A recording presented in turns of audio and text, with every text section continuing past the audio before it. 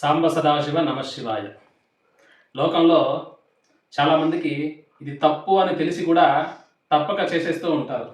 చేసేసి దాని యొక్క ఫలితాన్ని అనుభవించేటప్పుడు చాలా ఇబ్బందులు పడుతూ ఉంటారు.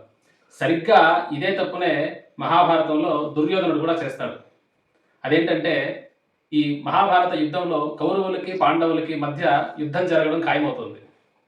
ఈ యుద్ధం జరగడానికి ఖాయమైన తర్వాత శ్రీకృష్ణుడు వీరి ఇరువురి మధ్య సంధి కుదర్చడానికి వెళ్తాడు. యుద్ధం ఎందుకు, ఇబ్బందులు పడకండి అని చెప్పడానికి వెళ్తాడు శ్రీకృష్ణ పరమాత్మ.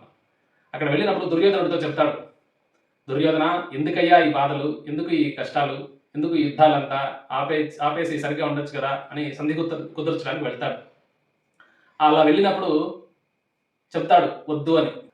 శ్రీకృష్ణుడు ఎంత చెప్పినా వినకుండా దుర్యోధనుడు ఇలా చెప్తాడు, జానామి ధర్మం నచమే ప్రవృత్తి, జానామ్యధర్మం నచమే నివృత్తి, కేనాపి దేవేన హృదిస్థితేన యథా నియుక్తోస్మి తథా కరోమి. అలాగా జానామ్యధర్మం నచమే ప్రవృత్తి అని చెప్తాడు. నాకు ధర్మం ఏంటో తెలుసయ్యా, కానీ దాన్ని చేయలేకపోతున్నాను. జానామ్యధర్మం నచమే నివృత్తి, నాకు అధర్మం ఏంటో కూడా తెలుసు, కానీ దాన్ని నేను వదులుకోలేకపోతున్నాను. కేనాపి దేవేన హృతిస్థితేన, కాబట్టి నా హృదయంలో ఏదో నా నుంచి ఉండేటువంటి పూర్వజన్మ వాసన యొక్క ఫలితం ద్వారా నేను మంచిని అలవరుచుకోలేకపోతున్నాను, చెడుని వదిలించుకోలేకపోతున్నాను. కాబట్టి ఎలా జరుగుతుందో అలా జరగని అని కృష్ణుడితో చెప్తాడు దుర్యోధనుడు.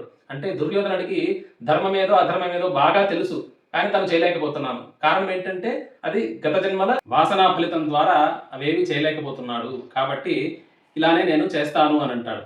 అప్పటికి కృష్ణుడు చాలా చెప్పడానికి ప్రయత్నిస్తాడు. దుర్మార్గుడైనటువంటి దుర్యోధనుడి యొక్క బుద్ధి తెలుసుకున్న శ్రీకృష్ణుడు అలానే జరగనివ్వు అని విడిచిపెట్టేసి వచ్చేస్తాడు. తర్వాత ఏం జరిగిందో అందరికీ తెలిసిన విషయమే. కాబట్టి తప్పు అని తెలిసి కూడా తన యొక్క తప్పును గుర్తించి దాన్ని మార్చుకోలేకపోతే తర్వాత జరిగేటువంటి పరిణామాన్ని ఎదుర్కోవలసిందే. కాబట్టి తప్పు చేసేటప్పుడు గమనించి దాన్ని సరిదిద్దుకొని సన్మార్గంలో నడవాలి అని ఈ శ్లోకం ద్వారా మనకు మహాభారతం చెబుతోంది. నమస్కారం.